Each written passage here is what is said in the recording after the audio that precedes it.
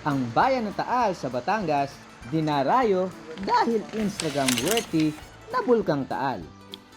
Pilgrim site na Taal Basilica at nagsasarapang pagkain.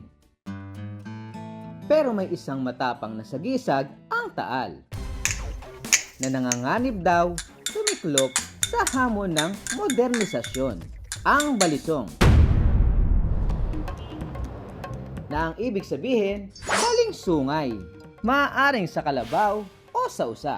Ang sinaunang balisong kasi, yari daw sa sungay ng kalabaw.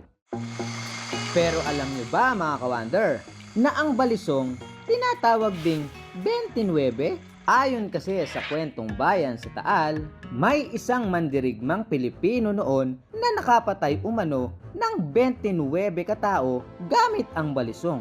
At simula daw noon, ang balisong naging simbolo na hindi lang sa katapangan, pati na rin sa husay ng Pilipinong panday. Kamustahin natin ang industriya ng balisong sa Taal.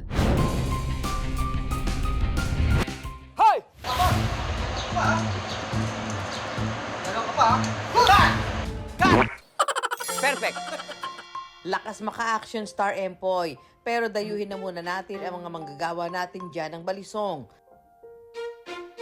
At sa aming paghahanap-hanap ng pagawaan ng balisong, nakilala ko sina Mang Puweng at Tatay Leo. Dalawa sa pinakamatandang gumagawa at nagtitinda ng balisong sa Taal. Nandito tayo sa Taal, Batangas at nandito tayo ngayon sa pamamahay ni Mang Puyeng na kung saan siya ay isa sa gumagawa ng balisong dito sa Batangas. At hindi lang pang Pinoy na balisong ang kanyang ginagawa, kundi pang international din. Ang internasyonal ang Ayun na. aming ginagawa. Ayun na, si Mang Puyeng. Depende sa order ng buyer. Pwede mo pa sa amin ituro kung paano gawin ang balisong. Sige. Ang unang paggagawa ng balisong, gagawa muna tayo ng handle. For today's balisong, ang susubukan nating gawing handle ay buto ng baka. Pwede magsilipan tayo. Pwede naman natin silipin. Nakikita ko yan yung mata mo. Grabe, ang cute mo dyan, ang cute mo dyan. Una mo nang lalagariin ang buto sa habang 29 cm.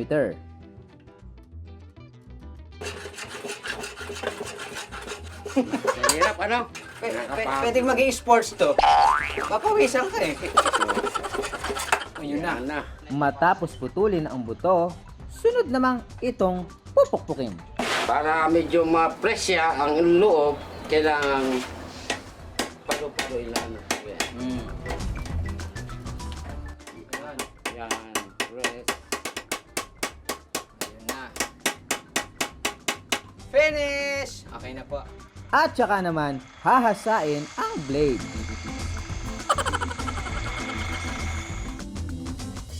Medyo humina ang balisong noon. So, naisipan ko, walang mangyayari sa balisong. So, ginawa ko, nag-ibang bansa ako. Itong sa henerasyon na to, may mga bata ba na willing at gustong matuto ng paggawa ng balisong? Masasagot kita dyan.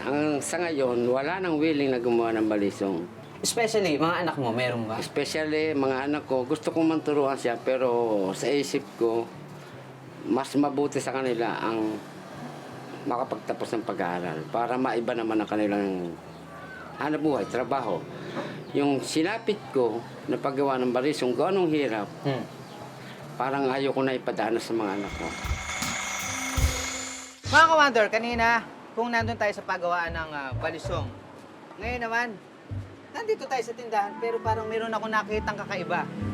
Balisong, pero gawa sa parang suklay. Ano po tawag dito, balisoklay? Balikong. Balikong. Yeah, balikong. Huwag tayo nangingailam. Balikong ang tawag, hindi balisoklay, okay?